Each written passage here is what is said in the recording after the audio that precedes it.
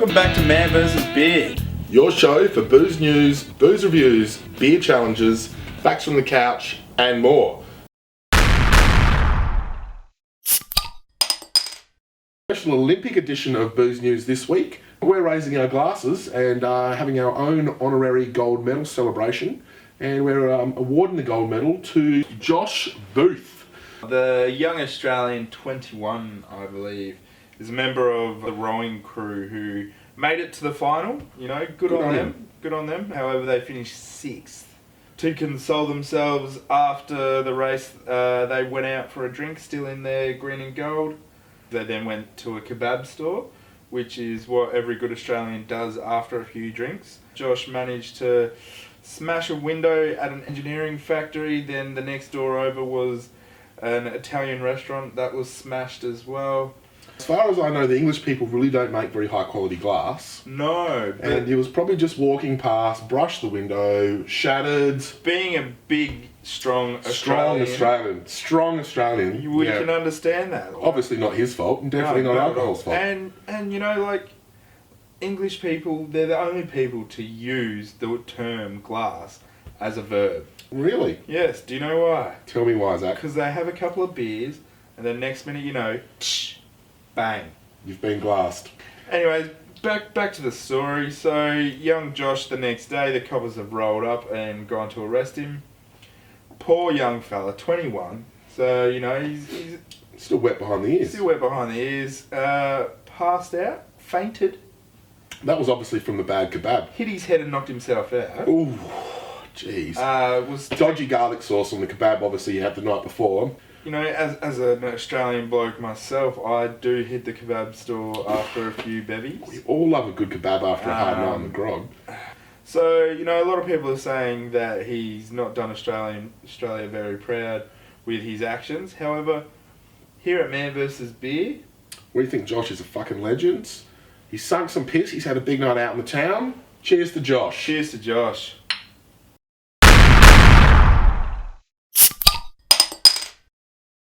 Today we're reviewing Arvo beer. Arvo beer is Australia's first crowdsourced beer. It's actually a beer where people could purchase a carton of half-half, 2 different varieties. Yep. Brew number 34 and brew number 51. We have a carton of half-half here today. Yes, that's and right. We're going to, as with all our Man vs. Beer reviews, we're going to drink the whole way through the carton. Starting with the 34, cleanse the palate.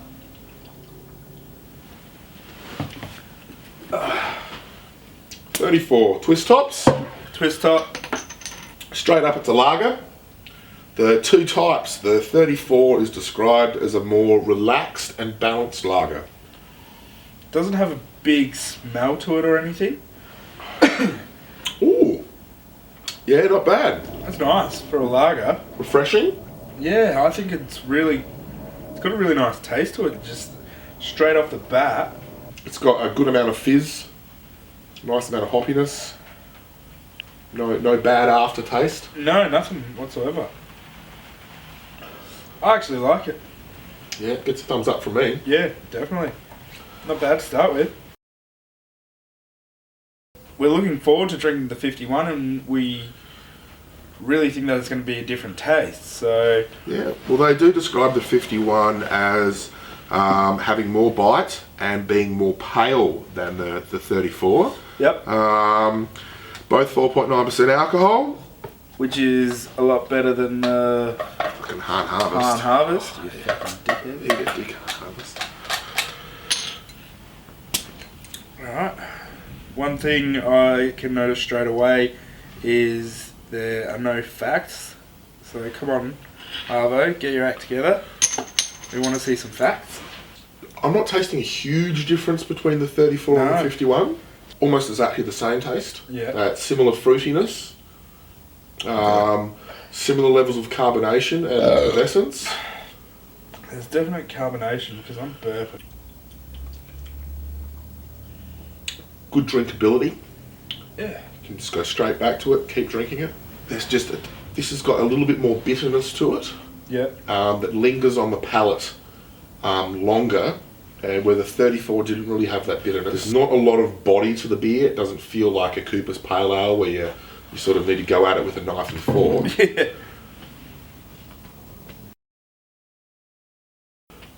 Casella Wines are the makers of this beer. Casella Wines are Australia's biggest wine producer.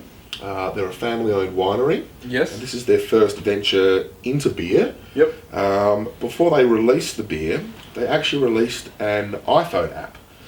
Smartphone app. I believe these days. What it did was get a whole lot of people like ourselves that were really interested in drinking beer. Yep.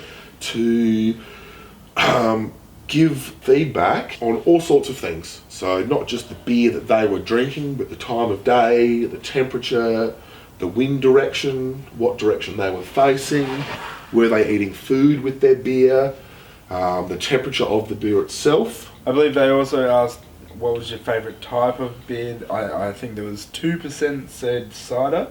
I think that was all women. And then there was 9% said pale ale, and that was South Australians. Yeah.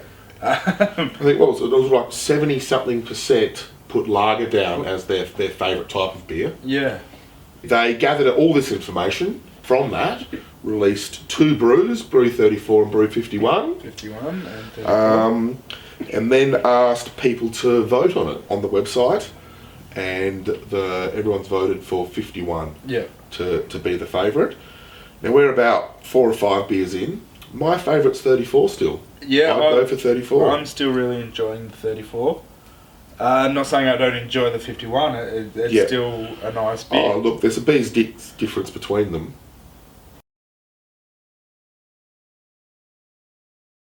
Arvo, it's a good name. Yeah, well, they reckon that Arvo's the best time of day to drink beer. I don't know about that. I feel showers a good time. Breakfast. Another favourite for me is job interview. What about driving?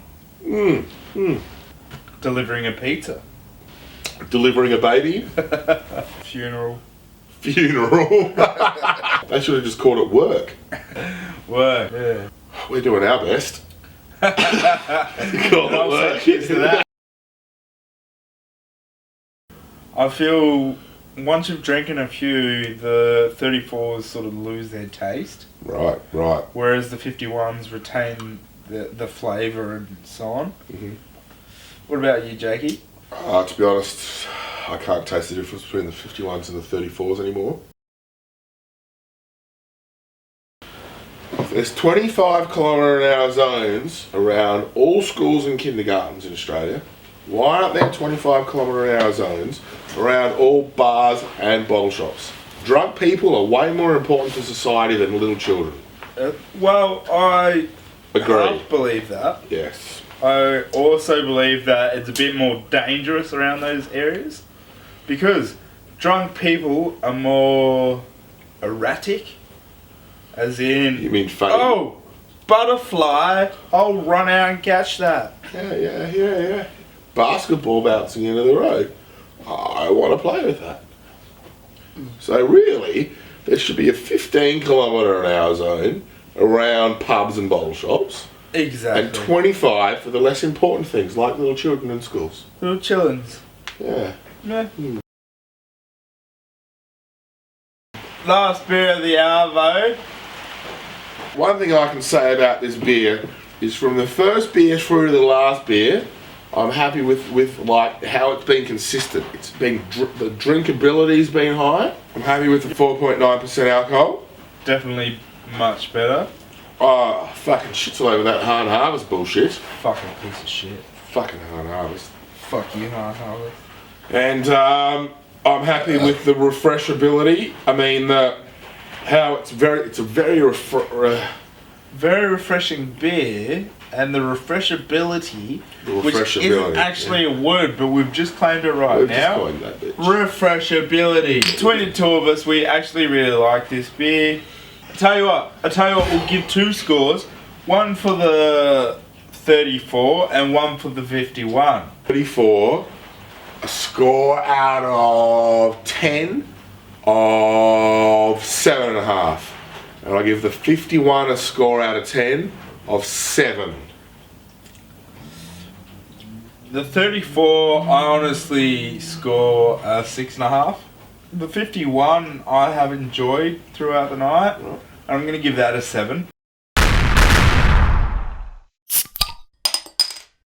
The saying, hair of the dog, actually originates from medieval times where, let's say you were bitten on the leg by a rabbit or a wild dog. Yep, you had this big infected wound, probably had rabies and pus and Hep C and AIDS and everything else going on. The only thing that can save you is a single hair off the back of the dog that bit you, and place that into the wound. In medieval times, was believed to have actually cured you from all the illnesses that dog possessed. In drinking terms, having a single one of those beers in the morning will cure you of all the ails that had occurred as a result of getting smashed the night before. Today we're doing a beer challenge with a Belgian beer. Duvel, translated means devil, probably because it's 8.5%. This is a challenge that was actually suggested by one of the viewers out there on the internet. 10 Duvels in 1 hour, no chucking. We looked at this long and hard and thought, we can't do 10 beers in an hour, but we'll give 12 a go. So it's called the Devil's Dozen. We have to drink 12 Duvels in 1 hour. Well, I'm going to try and smash the 12 in 1 hour. Zach's drinking in this challenge as well today. I am. Pretty much, I'm drinking as much as I can before I spew. Start the stopwatch, please. I quite enjoyed the taste of the beer. Really enjoyed the Duvels, high in alcohol. Started off confidently thinking, I'll get a few under the belt, get a bit of a head start. Remember, it is an ale, so it is a full-bodied beer. So it's one that is meant to be enjoyed. I'm not a big ale fan. I fucking hate Coopers. I remember when we bought the carton, I think it was about $140. So 1 hour of drinking cost $140. I've spent less in a whorehouse. Now, the name Duvel apparently means devil. I think that's a lie. Really? I think it means ex-missus. Really? Your ex-missus? Yeah, my ex-missus. While we've been making this show, we've been looking at beer shows, and one that springs to mind is a show called Three Sheets. Now, in that show, the presenter's name is Zane Lamprey. They say he's a comedian. Now, last time he made me laugh, I fell off my dinosaur. Can't really hold his piss either. Can't hold his piss, and I think that's why his show was cancelled. So. The biggest problem I had with this challenge was raising the bottle to my mouth so frequently, the beer in the bottle actually started frothing up. By the end of the beer, I had this stubby full of froth. And all I was doing was drinking mouthfuls of beer head. So, had to switch to cut mode. Cut mode. Cut mode! From the side angle. Ba-da-ba-da!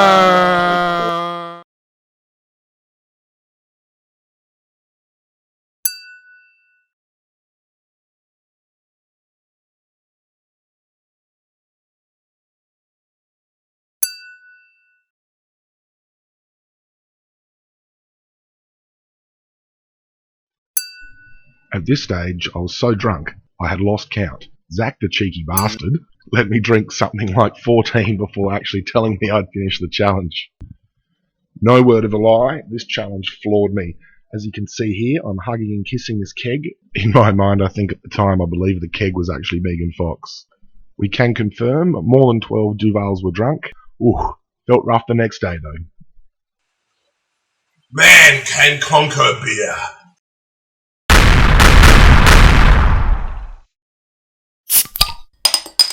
Fuck! What a great episode. That was awesome. What a great episode that has been. Anyway, as with all episodes, Man vs. Beer ends with some fucking awesome rock and roll music performed by local Aussie artists. Today's band is Broadway. Coming out of Melbourne. No, I think they formed in 2005. And unfortunately they finished up in 2012. So these guys aren't together anymore.